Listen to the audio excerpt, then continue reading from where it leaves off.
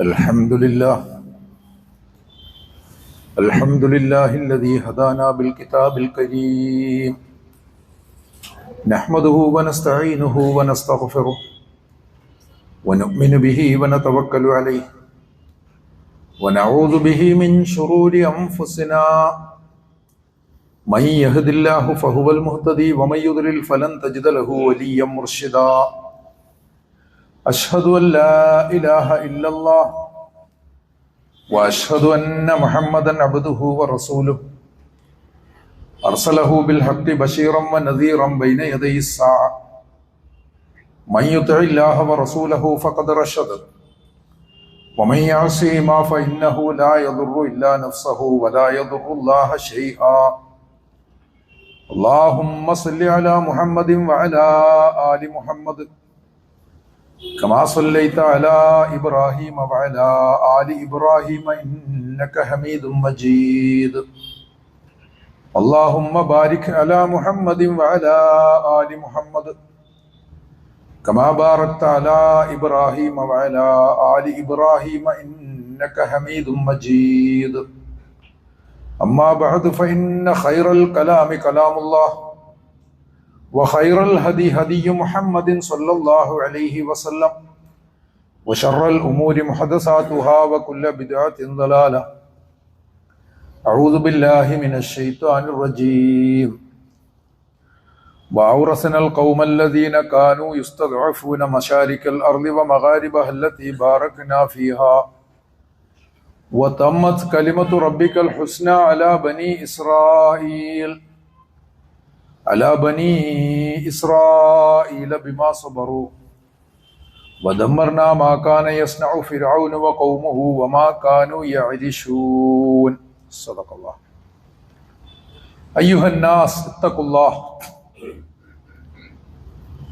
അള്ളാഹുവിൻ്റെ വിധികളെയും വിലക്കുകളെയും ശരിയായി അറിഞ്ഞ് ജീവിതത്തിൽ അവയെ വേണ്ടതുപോലെ പകർത്തി സൂക്ഷ്മതയോടുകൂടി ജീവിക്കണമെന്ന് ആദ്യമായി വസിയത്ത് ചെയ്യുകയാണ്. അല്ലാഹു സുബ്ഹാനഹു വ തആല നാം എല്ലാവരെയും തഖ്വയുടെയും ഹിദായത്തിൻ്റെയും പാതയിൽ ഒരുമിപ്പിക്കുമാറാകട്ടെ. നമ്മുടെ എല്ലാ തെറ്റുകുറ്റങ്ങളും പുറത്തു തന്ന് അല്ലാഹു അവൻ്റെ ജന്നാത്തുൽ ഫിർദൗസിൽ നമ്മെ എല്ലാവരെയും നമുക്ക് പ്രിയപ്പെട്ടവർക്കൊപ്പം ഒരുമിപ്പിക്കുമാറാകട്ടെ. വിശുദ്ധ ഖുർആൻ ഫിർഔനിന്റെ പതനം പറയുമ്പോൾ ഫിർഔൻ തകർന്നുപോയി എന്ന് മാത്രമല്ല, അതിനോട് ചേർത്ത് പറയുന്ന ഒരു വർത്തമാനമുണ്ട്. വദമ്മർന മാ കാന യസ്നഉ ഫിർഔനു വഖൗമുഹു. ഫിർഔനും അയാളുടെ സമൂഹവും സൃഷ്ടിച്ചിരുന്ന, അവരായിട്ട് പരിപാലിച്ചിരുന്ന ഒരു സിസ്റ്റത്തെയാണ് അവിടെ സൂചിപ്പിക്കുന്നത് എന്ന് കാണാം. അതിനെ പടച്ചവൻ തകർത്തു എന്നാണ്. വമാ കാനു യഅരിശൂൻ. അതുപോലെ തന്നെ അവർ വളർത്തിക്കൊണ്ടുവന്നിട്ടുള്ള, വികസിപ്പിച്ചു കൊണ്ടുവന്നിട്ടുള്ള അതൊരു നാഗരികതയെ തന്നെ സൂചിപ്പിക്കുന്ന അടയാളമാണ് എന്ന് കാണാൻ സാധിക്കും. സൂറത്തുൽ ഫജ്റിൽ വ്യത്യസ്ത ജനസമൂഹങ്ങളുടെ തകർച്ചയെപ്പറ്റി പറയുന്നുണ്ട്. അവിടെയൊക്കെയും അവരുടെ നാഗരികമായ സിദ്ധികളെയും സംഭാവനകളെയും ചേർത്ത് പറയുന്നതായിട്ട് കാണാൻ സാധിക്കും. അലം തറ കൈഫ ഫഅല റബ്ബുക ബിആദ് ഇറം. ആദ് അഥവാ ഇറമിനെ നിന്റെ റബ്ബ് എന്താണ് ചെയ്തത് എന്ന് നീ കണ്ടില്ലയോ? ഇറമ ദാത്തിൽ ഇമാദ്, വലിയ തൂണുകൾ കെട്ടിപ്പൊക്കിയിരുന്ന, തൂണുകളുടെ ഉടമസ്ഥതയുണ്ടായിരുന്ന ഇറം. വസമൂദല്ലദീന ജാബു സ്വഹ്റ ബിൽവാദ്, താഴ്വാരങ്ങളിൽ പാറകൾ തുരന്ന് വീടുകൾ ഉണ്ടാക്കിയിരുന്ന സമൂദ് ഗോത്രത്തെ. ഫിരൗൻ അതിൽ ഔത്താദ്, ആണികളുടെ അല്ലെങ്കിൽ കീലങ്ങളുടെ ഉടമസ്ഥനായ ഫിറൗനിനെ. സാധാരണ ഈ കീലം അല്ലെങ്കിൽ കുറ്റി എന്നൊക്കെ പറയും. അത് ഈ വലിയ സൈന്യം തമ്പടിച്ചു കഴിഞ്ഞാൽ ആ തമ്പടിച്ച സ്ഥലത്ത് കുറെ കുറ്റികൾ ബാക്കിയുണ്ടാവും പണ്ട് കാലത്തൊക്കെ. കാരണം ഈ ടെന്റ് വലിച്ചു കെട്ടാൻ വേണ്ടി അടിക്കുന്ന കുറ്റികളാണ്. ഫറോവയുടെ സൈന്യ ശേഷിയെ സൂചിപ്പിക്കുന്നതാവാം അത്. അല്ലെങ്കിൽ ആണികൾ എന്ന് പറയുന്നത് കൺസ്ട്രക്ഷന്റെയും പ്രതീകമാണ്. എന്തായാലും അതിലേക്ക് നമുക്ക് വരാം. അതുപോലെ തന്നെയാണ് ഈ ദമ്മർന മാക്കാന യസ്നഉ ഫിറൗനു വ ഖൗമുഹു വമാക്കാനു യരിശൂൻ എന്നും പറയുന്നത്. അതിലേക്ക് നമുക്ക് വരാം. നാം ഒരു വിഷയം പറഞ്ഞ് ഏതാണ്ട് അതിൻ്റെ ഒരു പീക്കിൽ നിന്നിരുന്നു. അതിനൊരു തലക്കെട്ട് കൊടുത്തത് നൂഹ് ഫി സമന് തൂഫാനിൽ ജദീദ്, Nuh in the age of the new deluge, പുതിയ പ്രളയത്തിന്റെ കാലത്തെ നൂഹ് എന്ന ഒരു തലക്കെട്ടിന് കീഴിൽ നിർത്താവുന്ന കുറെ വർത്തമാനങ്ങൾ. അതിൽ നമ്മൾ നൂഹ് നബി അലൈഹി സ്വലാത്തു വസ്സലാമയുടെ ചരിത്രം ഖുർആൻ പറയുന്നത് നമ്മുടെ കാലത്ത് നടക്കുന്നതായിട്ട് സങ്കല്പിക്കുകയാണ് ചെയ്തത്. പക്ഷെ ആഖ്യാനത്തിൽ ചെറിയൊരു വ്യത്യാസം വരുത്തിയിട്ടുള്ളത് എന്താണെന്ന് വെച്ചാൽ അതൊരല്പം നോൺ ലിനിയർ ആയിട്ടുള്ള രൂപം സ്വീകരിച്ചതാണ്. ഇപ്പം നോൺ ലിനിയർ അരേഖീയമായ ആഖ്യാനങ്ങളുടെ കാലമാണ്. ഒരു നോവൽ വായിച്ചാൽ അത് വളരെ ക്രോണോളജിക്കലായിട്ടുള്ള ഒരു രീതിയല്ല അത് അവലംബിക്കാറുള്ളത്. പലതും പലയിടത്തായിട്ട് പറഞ്ഞിട്ട് അവസാനം വായിക്കുന്നവൻ അതൊക്കെ ചേർത്ത് വെക്കണം. ഒരു സിനിമ കാണുമ്പോഴും അങ്ങനെ തന്നെയാണ്. നോൺ ലിനിയർ സിനിമകൾ അത് പ്രേക്ഷകന്റെ അല്ലെങ്കിൽ വായനക്കാരന്റെ ശ്രദ്ധ കൂടുതൽ നേടിയെടുക്കുന്നതിന് വേണ്ടിയുള്ള പല മാർഗങ്ങളിലൊന്ന്. അത് അതിൻ്റെ വഴിക്ക് പോട്ടെ. വിശുദ്ധ ഖുർആനിൽ പ്രളയം ആരംഭിക്കുന്നതിന് മുമ്പായിട്ട് തന്നെ കപ്പലിന്റെ പണി തുടങ്ങി. പക്ഷെ നമ്മൾ കഥ പറഞ്ഞത് ഓർമ്മയുണ്ടാവും. പതിവായി കേൾക്കുന്ന സമൂഹമാണല്ലോ ഈ പള്ളിയിൽ വന്നു കൂടുന്നത്. പ്രളയം ഏതാണ്ട് സംഭവിച്ചുകൊണ്ടിരിക്കുകയാണ്. നമ്മളവരെ പ്രളയത്തിൽ നിർത്തിയിട്ടാണ് പിന്നെ മറ്റു വിഷയങ്ങളിലേക്ക് പോയത്. കപ്പലിന്റെ പണി തുടങ്ങിയിട്ടില്ല. ഇൻഷാ അല്ലാഹ് നമുക്ക് കപ്പലിന്റെ പണി തുടങ്ങാം. അതിന്റെ അസ്ഥിവാരം എന്നോണം ചില കാര്യങ്ങൾ നമ്മുടെ ശ്രദ്ധയിൽ ഉണ്ടാവണം. നൂഹ് നബിയുടെ കഥയോട് ചേർത്തിട്ട് തന്നെയാണ് നമ്മൾ സ്വാതന്ത്ര്യത്തിന്റെ അർത്ഥങ്ങളെ സംബന്ധിച്ച് പറഞ്ഞത്. അതിനോട് ചേർത്ത് തന്നെയാണ് റബീഉൽ അവ്വൽ മാസമായതുകൊണ്ട് അന്ത്യപ്രവാചകനായ മുഹമ്മദ് മുസ്തഫ സല്ലല്ലാഹു അലൈഹി വസല്ലമയെയും അനുസ്മരിച്ചു. നബി സല്ലല്ലാഹു അലൈഹി വസല്ലമയുടെ പ്രബോധനങ്ങളെ സംബന്ധിച്ചും മിഷനെ സംബന്ധിച്ചും ഒക്കെ പറയുമ്പോൾ നമ്മൾ പറഞ്ഞിരുന്ന പ്രധാനപ്പെട്ട ഒന്ന് രണ്ട് കാര്യങ്ങൾ ഓർമ്മിക്കുകയാണ്. അതിലൊന്ന്, മക്കയിൽ പ്രവാചകൻ ആധുനിക ഭാഷയിൽ പറഞ്ഞാൽ ഒരു മക്കൻ നാഷണലിസം ഉണ്ടാക്കിയെടുത്തിരുന്നു. നാഷണലിസം എന്ന് പറഞ്ഞാൽ അത്ര നല്ലൊരാശയമല്ല. എന്നാൽ പോലും ഒരു പ്രദേശത്തുള്ള ആളുകളെ ഒരുമിപ്പിക്കുക എന്ന് പറയുന്നിടത്ത് അതിനൊരു ഗുണാത്മകതയുണ്ട്. പ്രത്യേകിച്ചും മധ്യകാലത്ത് യൂറോപ്പിന്റെ റോമാ സാമ്രാജ്യത്തിന്റെയും ചർച്ചിന്റെയും പേപ്പസിയുടെയും ആധിപത്യത്തിൽ നിന്ന് വിമോചനം നേടുന്നതിന്റെ ഭാഗമായിട്ടാണ് അവിടെ നാഷണലിസം ആരംഭിച്ചത്. അപ്പോൾ സ്വാഭാവികമായിട്ടും അത് അവിടെ ഒരു വിപ്ലവമായിരുന്നു. പിന്നീട് അതൊരു സങ്കുചിതത്വമായിട്ട് ഇബ്നു ഖൽദൂനെ വീണ്ടും സ്മരിക്കുന്നു, വിശദീകരിക്കുന്നില്ല. അതിവിടെ എല്ലാവർക്കും അറിയാലോ. അപ്പൊ അസബിയത്തിന് അങ്ങനെ ഒരു പോസിറ്റീവായ വശമുണ്ട്, എന്നാൽ അതേസമയം നിഷേധാത്മകമായ വശവുമുണ്ട്. അതിൻ്റെ ഒരു ഗുണാത്മക വശത്ത് നിന്നുകൊണ്ട് അല്ലെങ്കിൽ ധനാത്മക വശത്ത് നിന്നുകൊണ്ട് പ്രവാചകൻ ഒരു മക്കൻ നാഷണലിസം ഉണ്ടാക്കുന്നു. ആ ഒരു നാഷണലിസത്തിൽ ഖുറൈശികളുടെ അരിസ്റ്റോക്രസി തകരുന്നുണ്ട്. കാരണം എന്തെന്നാൽ കറുത്തവരും വെളുത്തവരും ഒരുമിച്ച് ഒരുപോലെ ഇരിക്കുന്നു. അതുപോലെ ദേശികളും പരദേശികളും ഒരേ പായയിൽ ഇരിക്കുകയും ഒരേ പാത്രത്തിൽ ഉണ്ണുകയും ചെയ്യും. ധനികരും ദരിദ്രരും തമ്മിലുള്ള വ്യത്യാസം അപ്രത്യക്ഷമാകും. തടവുകാരും സ്വതന്ത്രരും ഒരേ ആദരവിൽ പരിഗണിക്കപ്പെടുന്നു. തടവുകാരും സ്വതന്ത്രരും ഒരേ ആദരവിൽ പരിഗണിക്കപ്പെടുന്നു. ഒരു ഡിഗ്രി കൂടുതൽ ആർക്കും കൊടുക്കുന്നില്ല. ഇങ്ങനെയാണ് പ്രവാചകൻ. അതുപോലെ തന്നെ ആണുങ്ങളും പെണ്ണുങ്ങളും. പെണ്ണുങ്ങളിൽ ഉയർന്നു വന്ന ആളുകൾ ഉണ്ടായിരുന്നു ജാഹിലിയ കാലത്ത്. ഇപ്പൊ ഖദീജ റളിയല്ലാഹു അൻഹ, അത് എല്ലാ ഒപ്രഷന്റേതായ എല്ലാ കാലത്തും അങ്ങനെയൊക്കെ സംഭവിക്കാറുണ്ട്. ഇപ്പോ ബനു ഇസ്രായേൽ അങ്ങേയറ്റം അടിച്ചമർത്തിക്കൊണ്ടിരിക്കുന്ന സമയത്താണ് ഒരു മുതലാളി കാറൂൻ, അയാൾ ഇസ്രായേൽ സമൂഹത്തിൽപ്പെട്ട ആളാ. അയാൾ ഫിറോന്റെ കൊട്ടാരത്തിൽ കയറി ചെല്ലാൻ അധികാരമുള്ള ആളാണ്. അപ്പൊ നമ്മുടെ നാട്ടിലൊക്കെ അങ്ങനെയുള്ള ഒരു ഓപ്പറേഷൻ വന്നാൽ പോലും അക്കൂട്ടത്തിൽ ആരെങ്കിലും ഒക്കെ ഉണ്ടാവും. പക്ഷെ മിക്കവാറും അഞ്ചാം പത്തികളുടെ സ്ഥാനം ഈ കോടാലിക്കൈ എന്ന് പറയും.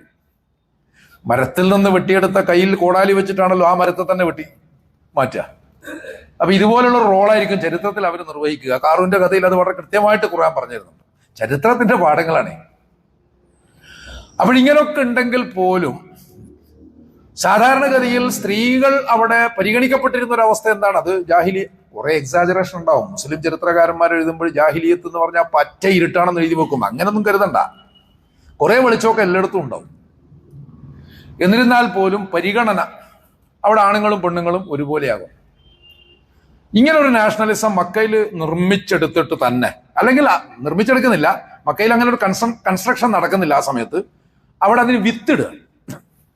അതിന് വിത്തിട്ടിട്ട് നബി മദീനയിലേക്ക് പോകുമ്പോൾ രണ്ടാം ഘട്ടം. അവിടെ നൂറ്റാണ്ടുകളായി പൊരുതിക്കൊണ്ടിരിക്കുന്ന ഔസ് ഖസ്റജ് ഗോത്രങ്ങളുണ്ട്. അവർ രണ്ടു കൂട്ടരും മദീനയിലേക്ക് വന്നതാണ്. അതിനേക്കാൾ നൂറ്റാണ്ടുകൾക്ക് മുമ്പ് യമനിൽ നിന്ന് കുടിയേറി പാർത്തിട്ടുള്ള ഹാരിസ ബിൻ സലബ എന്നൊരാളുണ്ടായിരുന്നു. അയാളുടെ മക്കളാണ് ഇത് രണ്ടും. പിന്നെ രണ്ട് ടീമായിട്ട് മാറി. പിന്നെ അവര് തമ്മിലുള്ള പോരാട്ടമാണ്. അത് നബി സല്ലല്ലാഹു അലൈഹി വസല്ലം മദീനയിൽ കാലെടുത്ത് വെച്ചതോടുകൂടി അവസാനിച്ച ചരിത്രമാണ്. അവിടെ തീർന്നു അത്.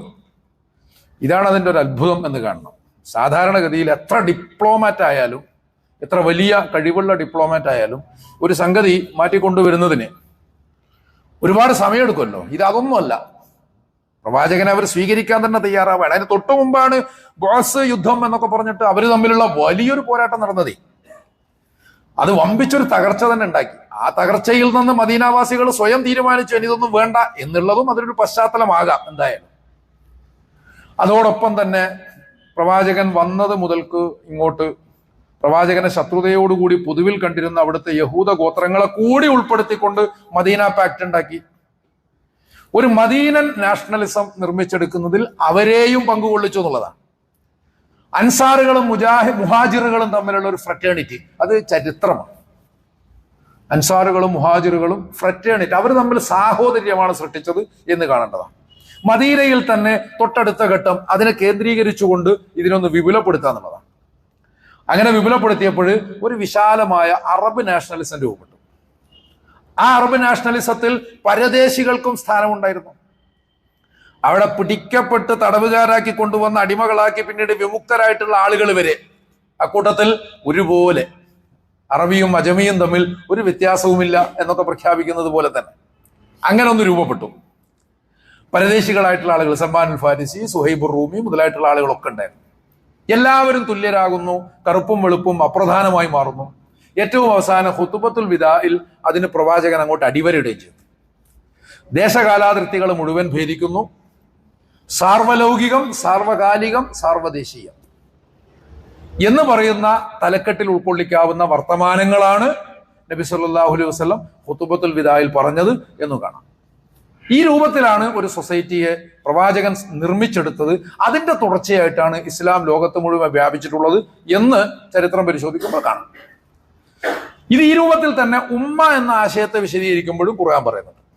ഉമ്മ എന്ന ആശയത്തിന്റെ ഒരു അൾട്ടിമേറ്റ്, അതിന്റെ ഏറ്റവും വലിയ ഉയരത്തിൽ കിടക്കുന്നത് എന്താണെന്ന് വെച്ചാൽ സ്ട്രക്ചർ വെച്ച് നോക്കുമ്പോൾ ഏറ്റവും താഴെ, കാരണം താഴെ ആയിരിക്കുമല്ലോ ഏറ്റവും കൂടുതൽ വിസ്താരം ഉണ്ടാവുക. ഒരു പിരമിഡൽ സ്ട്രക്ചറായിട്ട് നമ്മൾ ഇതിനൊക്കെ കാണണം. അപ്പൊ അതിന്റെ ഏറ്റവും താഴെ എന്ന് പറയുന്നത് മുഴുവൻ മനുഷ്യരുമാണ്. കാരണം കാനന്നാസു ഉമ്മത്തൻ വാഹിദ, കാനന്നാസു ഉമ്മത്തൻ വാഹിദ, അങ്ങനെയാണ് ഒരു മൂവ്മെന്റ് ആയി മാറുക. എല്ലാവരെയും ഉൾക്കൊള്ളാതെ ഒരു മൂവ്മെന്റ് ഉണ്ടാവില്ല, ഒരു ചലനം ഉണ്ടാവില്ല, ഒരു പ്രസ്ഥാനം ഉണ്ടാവില്ല. അതുകൊണ്ട് കാനന്നാസു ഉമ്മത്തൻ വാഹിദ, അവരത് ഓർമ്മിപ്പിക്കണം, നമ്മളൊക്കെ ഒന്നായിരുന്നു.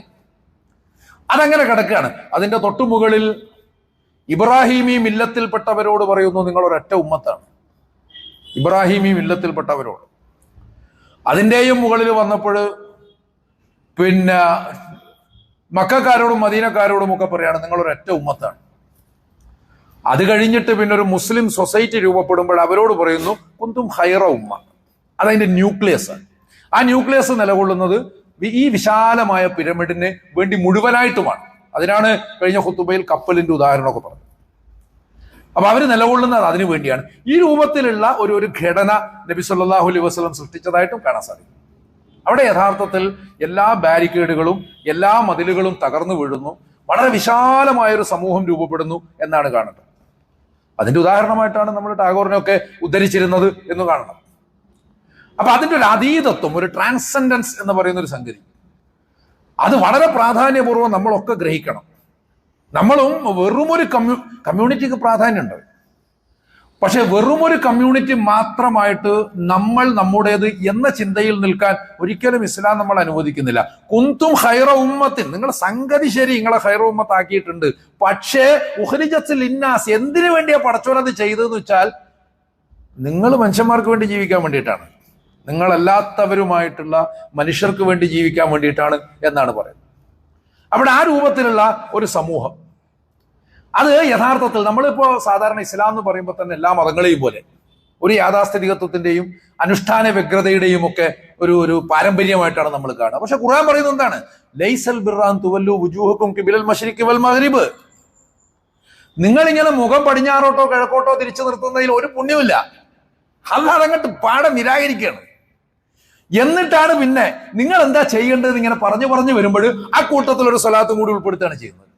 അപ്പൊ സ്വാഭാവികമായിട്ടും സ്വലാത്ത് എന്നത് മാത്രം, ഒന്നാമത് സ്വലാത്ത് എന്ന് പറഞ്ഞാൽ തന്നെ നിസ്കാരം പ്രാർത്ഥന അല്ല. ഇനി അങ്ങനെയാണെന്ന് വെച്ചാലും അത് മാത്രമല്ലെന്നേ. ലൈസൽ ബിർറാൻ തുവല്ലു വുജൂഹക്കും ഖിബലൽ മശ്രിഖി വൽ മഗ്രിബ്. ഹജ്ജിന് പോകുന്നവരോട് ബലിയർപ്പിക്കാനൊക്കെ വളരെ ഉത്സാഹം കാണിക്കുമല്ലോ, അതൊക്കെ വേണം. പക്ഷെ പടച്ചോൻ പറയാണ്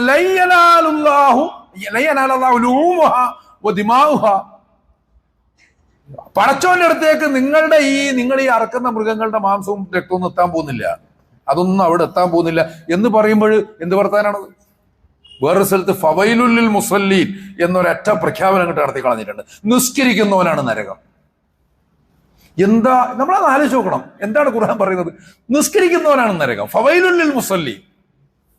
എന്താ കാരണം? അല്ലദീനഹും അൻ സ്വലാത്തിഹിം സാഹൂൻ. നിസ്കരിച്ചിട്ട് എന്താ കാര്യം? അതും കൂടി ആലോചിക്കണമല്ലോ. ആ സ്വലാത്തുക തഅമുറുക അൻ അത്റുക മാ യഅബുദു ആബാഉന ഔ അൻ നഫല ഫീ അംവാലിനാ മാ നശാഉ എന്ന് ശുഐബ് നബി അലൈഹി സ്വലാമയോട് പറഞ്ഞത് കാഫിറുകളാണ്. ആ സമൂഹത്തിലെ കുഫറിന് നേതൃത്വം കൊടുക്കുന്ന മലയാണത് പറഞ്ഞത്. നിന്റെ നിസ്കാരം നിന്നെ ഇത് പഠിപ്പിക്കുകയാണോ? എന്ത്? ഞങ്ങളുടെ പിതാക്കന്മാർ സ്വീകരിച്ചിരുന്ന ദൈവങ്ങളെ ഉപേക്ഷിക്കണമെന്നും ഞങ്ങളുടെ സമ്പത്തിൽ ഞങ്ങൾക്ക് തോന്നിയതുപോലെ പ്രവർത്തിക്കാൻ സ്വാതന്ത്ര്യം ഇല്ലാതെന്നും നിന്നെ പഠിപ്പിക്കുന്നത് നിന്റെ നിസ്കാരമാണോ എന്നൊക്കെ ചോദിക്കുകയാണ്.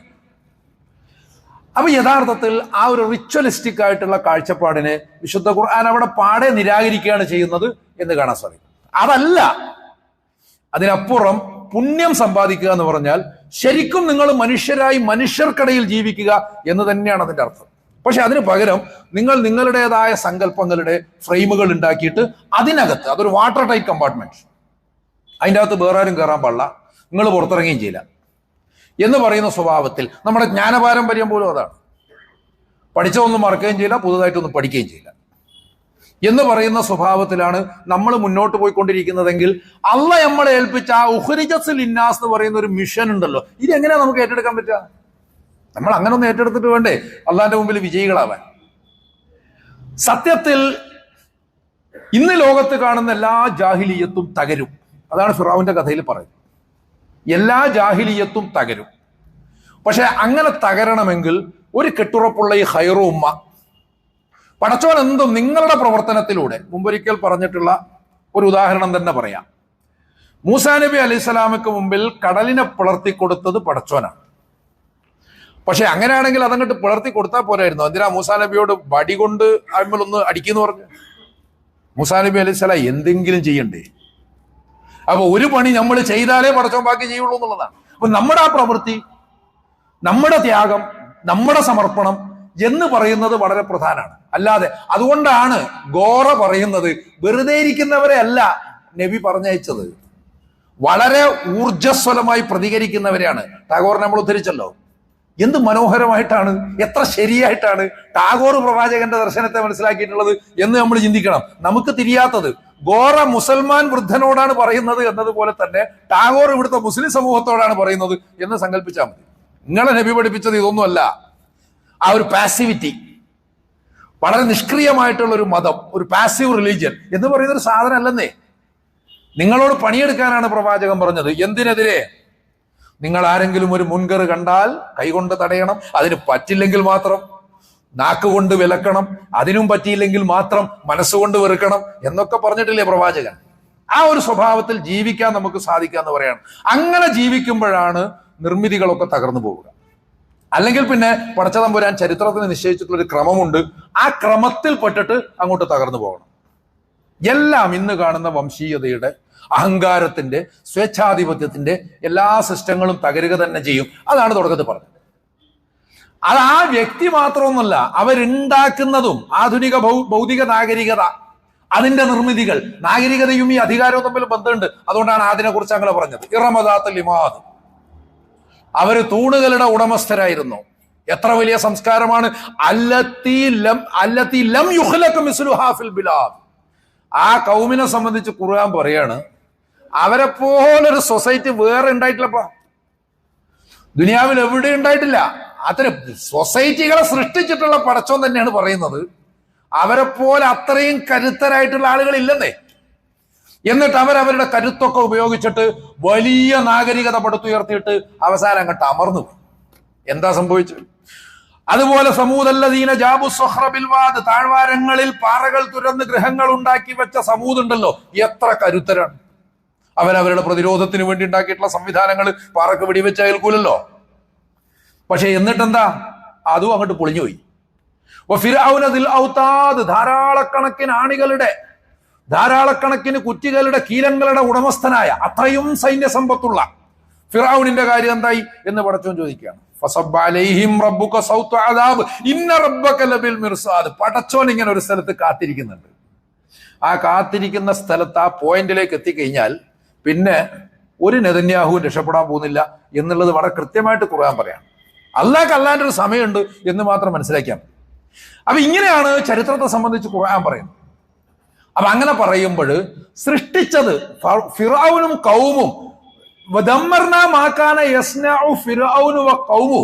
ഫിർഔനും സമൂഹവും സൃഷ്ടിച്ചത്, അവിടെ മാക്കാന യസ്നഉ എന്ന് പറഞ്ഞാൽ അതായത് ഒരു ഡിക്റ്റേറ്റർ അയാളായിട്ട് നിർമ്മിച്ചു കൊണ്ടുവരുന്ന ഇമേജുകൾ, അയാളായിട്ട് സൃഷ്ടിച്ചിട്ടുള്ള ഒരു പവർ ബേസ്, അതങ്ങോട്ട് പൊളിഞ്ഞു പോകുന്നതാണ്. അയാളുടെ ഫിറൗൻ മുങ്ങിയതോടുകൂടി ഫിറൗന്റെ വാഴ്ച അവസാനിച്ചിട്ടൊന്നുമില്ല. പക്ഷെ അത് പിന്നീട് അധികം താമസിയാതെ അങ്ങോട്ട് തകർന്നു പോയി. നവീന സാമ്രാജ്യത്തിന്റെ കാലത്താണ് മൂസ അലൈഹി സ്വലാത്തു വസ്സലാമയുടെ സംഭവം ഉണ്ടായത് എന്നാണ് നമ്മൾ പറയുന്ന. റാംസീസ് രണ്ടാമനും സേത്ത് ഒന്നാമനും മെർനെപ്തെ ഒക്കെ ഈ നവീന സാമ്രാജ്യത്തിൽ പെട്ടവരാണ്. ആ നവീന സാമ്രാജ്യത്തിന് ശേഷം ഈജിപ്ഷ്യൻ നാഗരികത തന്നെ നിലനിന്നിട്ടില്ല എന്ന് കാണണം. ചിലരൊക്കെ ഉണ്ടായിരുന്നു തുടർന്നും, അത്രേ ഉള്ളൂ. അപ്പൊ എന്തായാലും അവിടെ അതങ്ങോട്ട് പൊളിഞ്ഞു പോയി. അപ്പൊ അവിടെ ഒരു ഡിക്റ്റേറ്റർ ഉണ്ടാക്കി കൊണ്ടുവരുന്ന അയാളുടെ തന്നെ ഒരു ഇമേജ് ഉണ്ട്, അയാളുടെ ഒരു പവർ ബേസ് ഉണ്ട്. ഇതാണ് യഥാർത്ഥത്തിൽ മാക്കാന യസ്നഉ എന്ന് പറയുമ്പോൾ. അതേസമയം വമാക്കാനു യഅരിശു എന്ന് പറയുമ്പോൾ ഒരു shared material culture of his empire, അയാളുടെ സാമ്രാജ്യത്തിനകത്ത് അയാൾ വ്യാപിപ്പിച്ചിട്ടുള്ള ആ ഒരു ഭൗതികമായ സംസ്കാരം ഉണ്ടല്ലോ, ഭൗതികമായ നാഗരികത, അതും തകർന്നു പോയി എന്നാണ്. അപ്പൊ അങ്ങനെ അവരുടെ നിർമ്മിതികൾ തന്നെ തകർന്നു പോകുന്നു. ഇതിലുള്ള ചില ആശയങ്ങൾ മാത്രം നമുക്കിപ്പോൾ പരിശോധിക്കാം. അങ്ങനെ വരുമ്പോൾ പിന്നെ പ്രവാചകന്മാർ എന്തിനു വേണ്ടി നിലകൊണ്ടു എന്നുള്ളതിന് കൃത്യമായൊരു ചിത്രം കിട്ടും. എന്നിട്ട് നമുക്ക് കപ്പലിലേക്ക് കയറാം. അപ്പോഴേക്ക് കപ്പലിന്റെ പണി നമ്മൾ തുടങ്ങും. എന്നാലും ഇതൊന്നും സംഭവിക്കാത്തത് കൊണ്ടാണ് ലോകത്ത് ഇത്തരത്തിലുള്ള ഒരു ഡെലൂഷൻ, ഒരു മഹാനാശം സംഭവിക്കുന്നത് എന്ന് കാണണം. മനുഷ്യൻ മൗലികമായി നിർമ്മാണാത്മകമായി പ്രവർത്തിക്കേണ്ട സമയത്ത് അന്ത്യനാളുടെ അടയാളത്തെ സംബന്ധിച്ച് പറയുമ്പോൾ ഖുർആൻ പറഞ്ഞതാണ്, തൊഴിലാളികൾക്ക് വീടുണ്ടാക്കി കൂടാന്നല്ല അതിന്റെ അർത്ഥം. അത്തരം പൊളിറ്റിക്കൽ കറക്റ്റ്നസ്സും കൊണ്ട് ഹദീസുകളെ സമീപിക്കരുതല്ലോ. അപ്പൊ തൊഴിലാളികൾ പോലും, നിർധനരായ തൊഴിലാളികൾ പോലും കെട്ടിട നിർമ്മാണത്തിൽ മത്സരിക്കുന്ന ഒരു കാലം വരുന്നതാണ്. അപ്പൊ അവർക്ക് അവരുടെ വീട്, അവരുടെ സമ്പത്ത്, അവരുടെ സുഖസമൃദ്ധി, അവരുടേതായിട്ടുള്ള പിന്നെ സൗഭാഗ്യങ്ങൾ, ഇതിന് മാത്രമേ ശ്രദ്ധ ഉണ്ടാവുള്ളൂ. വേറൊന്നും, അതിൽ കുടുങ്ങിയാൽ തന്നെ വേറൊന്നും മനസ്സിൽ വരില്ല. ഇതാണ് പ്രധാന പ്രശ്നം. അപ്പോൾ അതുകൊണ്ട് വളരെ കൃത്യമായിട്ട് നമ്മൾ മനസ്സിലാക്കണം. ഇതില് പറയുന്ന ആശയങ്ങൾ, ഫിറഔനിന്റെ ഈ സംഭവത്തിൽ പറയുന്ന ആശയങ്ങൾ, ഒന്ന് ഖുർആൻ പറയുന്ന ഔറസ്നൽ ഖൗമല്ലദീന കാനൂ യുസ്തദഅഫൂന ഫിൽ അർദ്, അതായത് അടിച്ചമർത്തപ്പെട്ട ആളുകളെ ഭൂമിയുടെ അനന്തരാവകാശികളാക്കുക, അവരുടെ വിജയം അതാണ്. അവരാണ് ആത്യന്തികമായിട്ട് വിജയിക്കാൻ പോവുക എന്നാണ്. ചരിത്രത്തിൽ അത് എപ്പോഴും സംഭവിച്ചിട്ടുണ്ട്. നമ്മൾ ഇന്നത്തെ ഗസയോ അല്ലെങ്കിൽ ഇന്നത്തെ ഇന്ത്യൻ അവസ്ഥകളോ ഒന്നും വായിച്ചിട്ട് നിരാശരാവാൻ അനുവാദമില്ല എന്നാണ് മനസ്സിലാക്കേണ്ടത്.